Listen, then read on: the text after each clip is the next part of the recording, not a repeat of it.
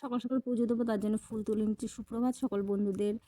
মানুষটি লাইফস্টাইলে তোমাদের অনেক স্বাগত জানিয়ে একটা নতুন মিনি ব্লগ শুরু করছি। আর আগে না শীতকালে এত ফুল ফুটতো না, ফুলের এত আকাল না, মানে তুলসী পাতা দিয়ে খালি পুজো দিতে হয়েছে এরকম দিন গেছে।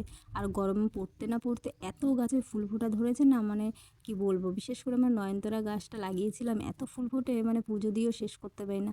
আর আমার নয়নতারা ফুল তো খুব ভালো লাগে। দেখো পুজো পাঠটা শেষ করে নিয়ে এবার বাসি কাজে হাত দেবো, কারণ আজকে সকাল সকাল স্নান করে নিয়ে ভাবলাম আগে পুজোটা সেরে নিই, তারপরে বাসি কাজে হাত দেবো।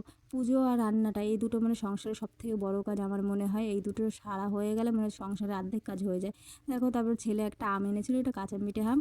তারপরে চা খেয়ে নিয়ে একবারে বাসন মাজতে চলে এসে বাসনগুলো সব ধুয়ে নিচ্ছি, তারপরে চলে যাব মার ঘরে বিছনা তুলতে। আগে আমার ঘরে বিছনা তুলে নিই, কেননা মেয়ে তো আবার সকাল সকাল পড়তে যায় 6টার মধ্যে। আমি তাড়াতাড়ি উঠে আগে আমার ঘরটা ঝাড় ঠাড় দিয়ে বিছনা তুলে নিই, তারপরে মার ঘরে আসি।